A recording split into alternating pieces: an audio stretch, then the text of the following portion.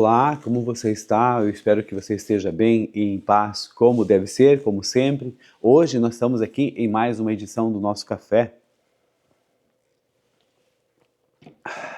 com Jesus. Espero que você goste, do que nós vamos aqui refletir. Hoje a leitura então e a bola da vez é Êxodo 13. Comecemos com a leitura e depois vamos para a reflexão. Vamos lá, acompanhe.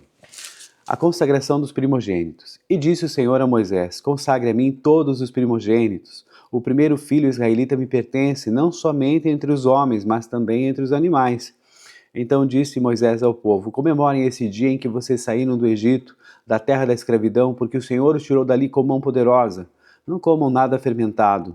Nesse dia do mês de Abibe vocês estão saindo, quando o Senhor os fizer entrar na terra dos cananeus, dos hititas, dos amorreus, dos heveus e dos jebuseus, terra que ele jurou aos seus antepassados que daria a vocês, terra onde manam leite e mel.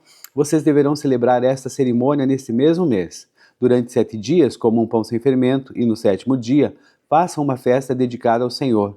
Comam pão sem fermento durante os 7 dias, não haja nada fermentado entre vocês, nem fermento algum dentro do seu território. Nesse dia, cada um dirá a seu filho: assim faço pelo que o Senhor fez por mim quando saí do Egito.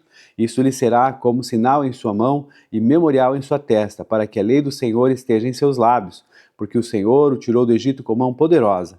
Cumpra essa determinação na época certa, de ano em ano. Depois que o Senhor os fizer entrar na terra dos cananeus e entregá-la a vocês, como jurou a vocês e aos seus antepassados, separem para o Senhor o primeiro nascido de todo o ventre. Todos os primeiros machos dos seus rebanhos pertencem ao Senhor. Resgatem com um cordeiro toda a primeira cria dos jumentos, mas se não quiserem resgatá-la, quebrem-lhe o pescoço. Resgatem também todo o primogênito entre os seus filhos. No futuro, quando seus filhos lhes perguntarem o que significa isso, digam-lhe: com mão poderosa o Senhor nos tirou do Egito, da terra da escravidão. Quando o faraó resistiu e recusou deixar-nos sair, o Senhor matou todos os primogênitos do Egito, tanto os de homens como dos animais. Por isso sacrificamos ao Senhor os primeiros machos de todo o ventre e resgatamos os nossos primogênitos. Isso será como um sinal em sua mão e símbolo em sua testa de que o Senhor nos tirou do Egito com mão poderosa.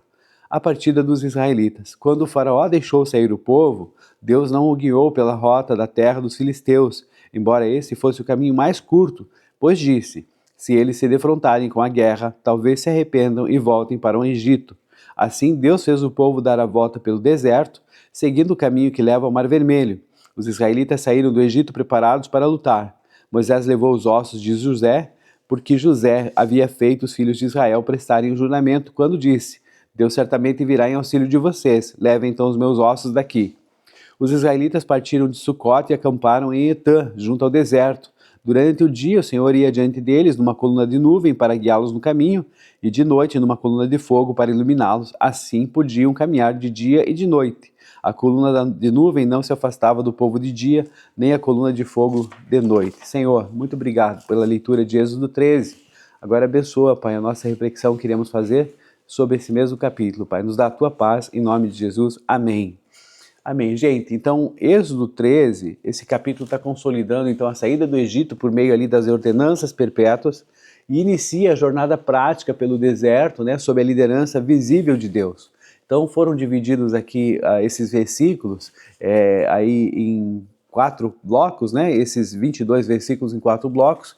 Nós vamos conversar sobre cada um deles aqui. Começando pelo primeiro, nós temos aí a consagração dos primogênitos. Deus ordena então a Moisés que separe e consagre a ele todo o primogênito, o primeiro filho do homem e o primeira cria macho dos animais. Nesse sentido, temos também que tudo que abre a madre ali pertence ao Senhor, servindo então como um lembrete perpétuo de quem os resgatou. Por que os primogênitos e não toda a família e as filhas, por exemplo? Pode ser uma pergunta ingênua, mas ela tem um fundamento. Veja só, a escolha do primogênito ela não é uma exclusão das filhas ou do restante da família, mas uma representação legal, representação espiritual, baseada no contexto da época, só para vocês entenderem. Então, existe esse princípio da representação. Na cultura do Antigo Oriente Próximo ali, o primogênito, o homem, representava a totalidade da família, a força do pai, a continuidade da linhagem, e quando se consagrava então o primogênito, a família inteira estava sendo ali consagrada também por representação, tá? E temos a questão aqui mencionada, o princípio da substituição com base na 10ª praga do Egito. A razão histórica é do que aconteceu justamente na noite da Páscoa. Deus poupou os primogênitos de Israel, enquanto os do Egito morreram. Então, legalmente, o que é poupado da morte passa a pertencer a quem o salvou.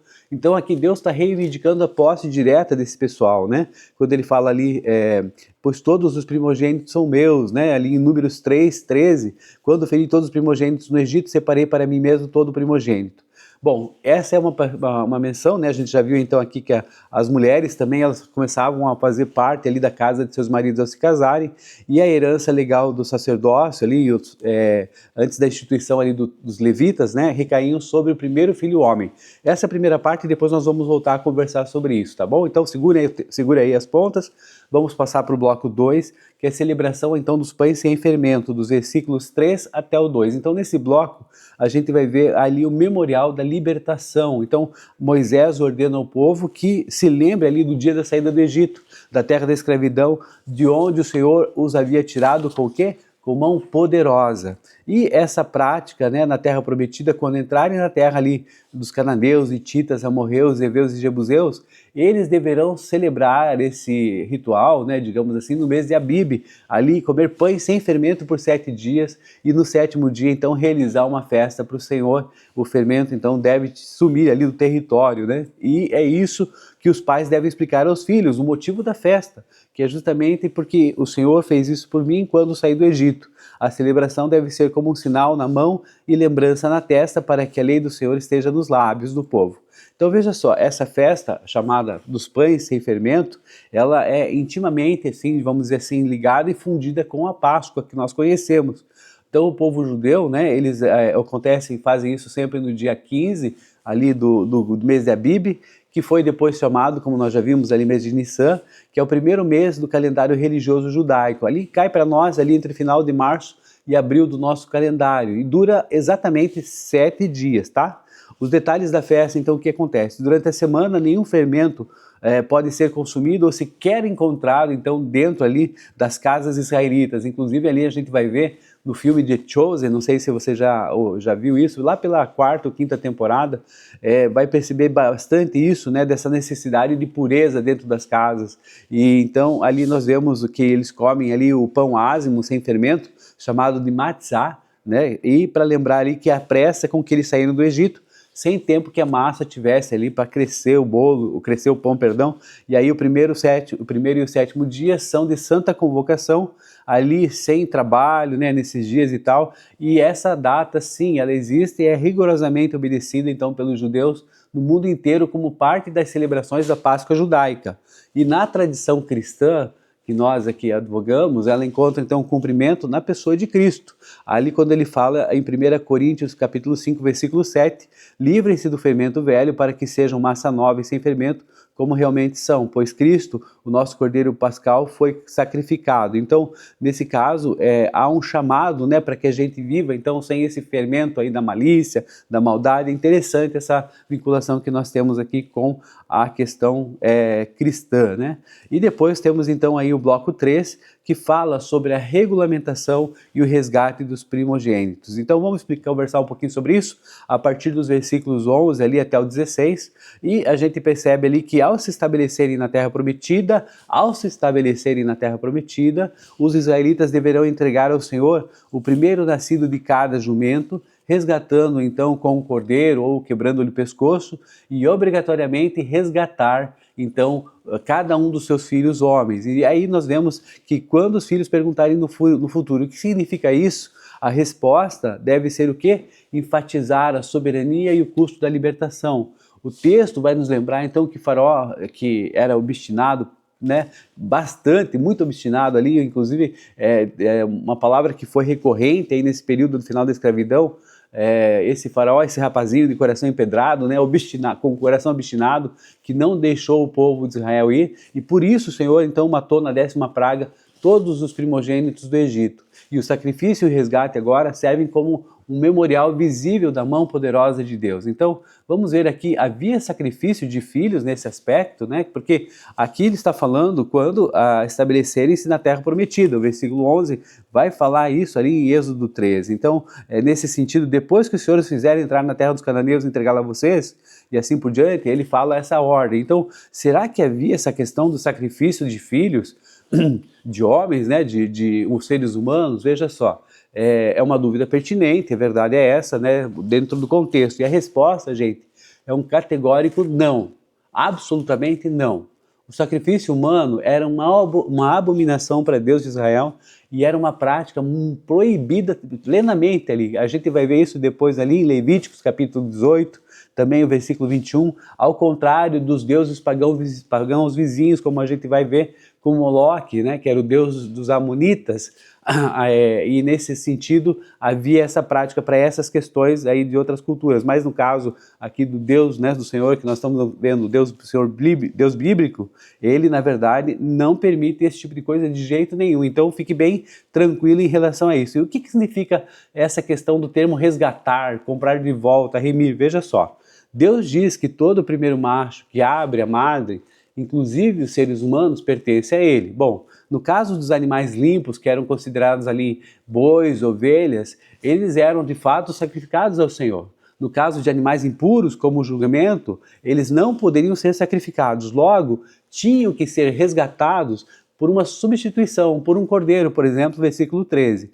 Os resgates dos filhos dos homens, como seres humanos, não podem ser sacrificados, nós já falamos sobre isso, eles obrigatoriamente tinham que ser substituídos. E o versículo 15 esclarece perfeitamente essa distinção, que pode causar um incômodo, mas nesse caso você vai entender, quando o faraó resistiu e recusou deixar-nos sair, o Senhor matou todos os primogênitos do Egito, tanto de homens como de animais. Por isso sacrificamos ao Senhor os primeiros machos de todo o ventre e resgatamos os nossos primogênitos. O termo todo ventre aqui, então, ele funciona como uma expressão idiomática, né? Toda matriz de animal que se abre, basicamente isso. No pensamento legal ali da Torá, então, o destino do primogênito, ele dependia estritamente da sua natureza. Se fosse um animal limpo, boi, ovelha, ia para o sacrifício. Se fosse um animal impuro, ia para o resgate por um cordeiro, que é o filhote de ovelha. Se fosse humano, do ventre das mulheres, obrigatoriamente o resgate era por meio de uma substituição, jamais para o altar. E aí a gente vai ter a questão de que a expressão sacrificamos de todo o ventre, então ela é delimitada nesse sentido que há o resgate, né, do ser humano. E nesse caso, o que acontece? O filho do homem, então, ele é comprado de volta para viver e servir a Deus. Isso dá início à separação, inclusive lá no futuro, dessa tribo de Levi para o sacerdócio, posteriormente em que se dava ali 5 ciclos de prata por cada, né, primogênito homem, para que, em favor como se fosse uma substituição, e também da separação dessa tribo de Levi para exercer o sacerdócio exclusivo.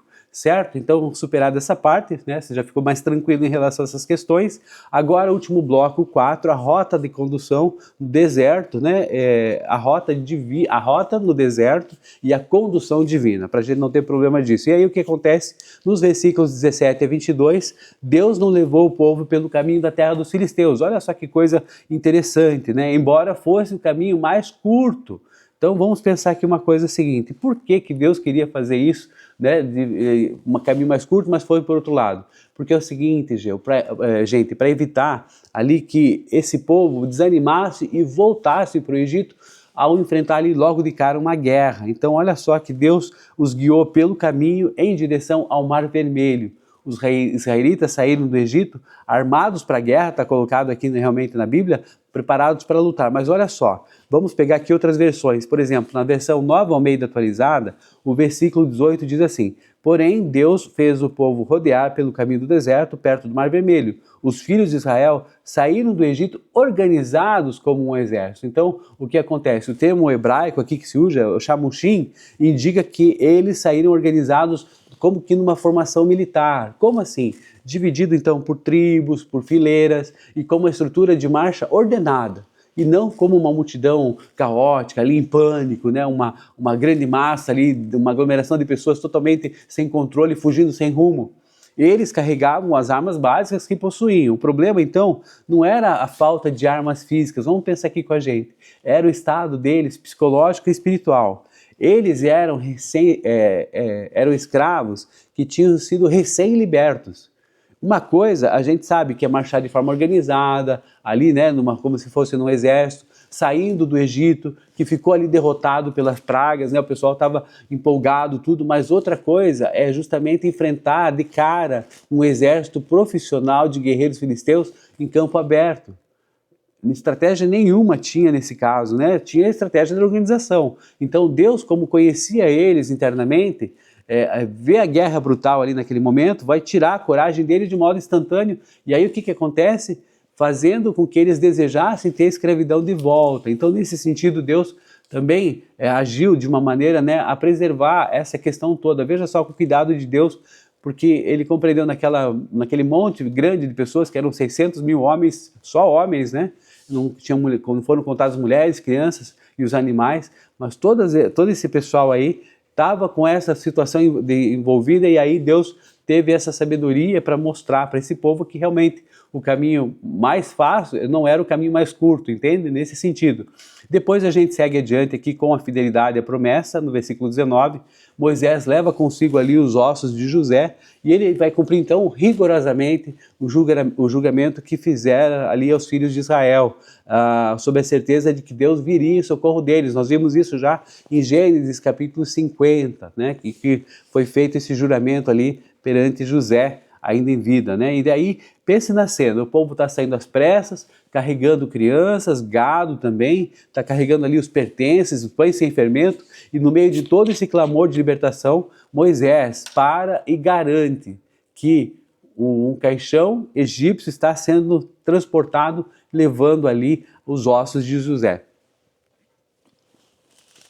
Isso vai cumprir então uma promessa que foi feita, gente, lá 400 anos atrás, e aí José morreu no Egito como governador, a gente já viu, foi mumificado, mas sabia que ali não era o seu destino final, né? O destino final do seu povo era a terra prometida. Então ele fez os seus irmãos prometerem que quando Deus os visitasse, levaria os seus restos mortais para Canaã, o que está acontecendo aqui. Carregar os ossos de José pelo deserto era um testemunho visual, ambulante ali para todo mundo, né, para todo o povo, de que Deus faz o quê? Cumpre suas promessas, mesmo que isso demore um bom tempo, né, uns séculos aqui no caso. Então isso mostra a coesão da história da salvação, a fé de um patriarca no passado, alimentando a caminhada da nova geração rumo à terra prometida. E aí nós sabemos que José do Egito mencionou o Êxodo e deu ordens a respeito dos seus ossos. É teologia prática aplicada à fidelidade, aos pactos e às promessas de Deus. E depois, partindo de Sucote, nos versículos 20 até o 22, eles acampam em Etã, à beira do deserto. O Senhor ia diante deles, de dia numa coluna de nuvem para guiar o caminho, e de noite numa coluna de fogo para iluminá-los. E o texto vai destacar que a coluna de nuvem e a coluna de fogo jamais se afastaram do povo. Veja só, a primeira conversa sobre isso aqui, a distância entre o Sucote e Etã era de aproximadamente 30 a 45 quilômetros. Então, para uma caminhada de um povo inteiro, que nós já vimos aqui, né, com idosos, crianças, rebanhos, isso representava 2 a 3 dias de marcha intensa. E agora, sobre essa questão dessa coluna de fogo, né? É milagre, coluna de nuvem e de fogo, é um milagre ou é ciência? Bom, esse é um dos grandes sinais da teofania, são sinais teofânicos, ou então manifestações visíveis de Deus do Antigo Testamento, né? É um dos grandes sinais dessa manifestação visível de Deus, dessa teofania, ou desse sinal teofânico. Aí nós temos algumas abordagens principais para falar sobre isso. Primeiro delas é essa questão dessa visão científica, essa visão naturalista. Por quê? Porque alguns geólogos, alguns estudiosos tentam associar esse fenômeno a causas naturais ali da região na época, como por exemplo, a atividade vulcânica ativa nessa região de Midian, que é atualmente a Arábia Saudita, que projeta colunas densas de fumaça escura ali de dia e um brilho incandescente refletido nas nuvens à noite. Outros apontam então para o costume de generais persas e caravanas antigas que queimavam brasa e palha em grandes braseiros suspensos em postes na frente de linha de marcha ali para guiar o exército. E aí nós temos agora a versão bíblica, né? A visão bíblica e teológica é justamente do extraordinário. Então o texto bíblico apresenta ali o fenômeno como realmente um milagre contínuo, sobrenatural de Deus. Não era apenas a fumaça e fogo, era o próprio Shekinah ali, o próprio poder de Deus, a habitação visível da glória de Deus. Então a coluna inclusive tinha um comportamento, vamos dizer assim, inteligente. Ela se movia para dar o ritmo, né? Posicionava-se na retaguarda para proteger o povo dos egípcios, como nós vamos ver em Êxodo 14, e oferecia também a sombra térmica ali contra o calor escaldante do deserto de dia e o aquecimento e a luz contra o frio da noite. Tentar reduzi-lo então a um fenômeno puramente natural perde o seu propósito, né? Que é mostrar o quê? Cuidado pastoral e a soberania divina de forma ininterrupta. Então, nesse sentido, nós ficamos aqui com a nossa fé, emprestamos nossa fé para poder compreender melhor esse, vamos dizer assim, essa representação, essa manifestação visível de Deus, esse sinal teofânico. E aí, então, o capítulo de Êxodo 13, o que está fazendo? Ele interliga, então, essa memória litúrgica, a consagração, a festa, com a dependência ali diária da direção divina, que eram as colunas no deserto. Então, a obediência do presente e o ensino do futuro estão ancorados no que Deus fez no passado. E um desafio pessoal para nós hoje, baseado nesse capítulo, é que cada um de nós ore pedindo a Deus força, disposição e coragem para que a gente possa aceitar esses caminhos que são mais longos e os desertos que Ele escolhe para a nossa vida, reconhecendo que muitas vezes o atalho mais curto, na verdade, ele esconde guerras para as quais ainda não estamos psicologicamente ou espiritualmente preparados e que a gente tenha sensibilidade de enxergar a coluna de nuvem de fogo de Deus nos guiando e protegendo diariamente, mesmo quando a jornada pode parecer exaustiva. Então espero que você tenha gostado do nosso Café com Jesus. E até a próxima, se o Senhor permitir. Um grande abraço, tudo de bom, a paz, valeu!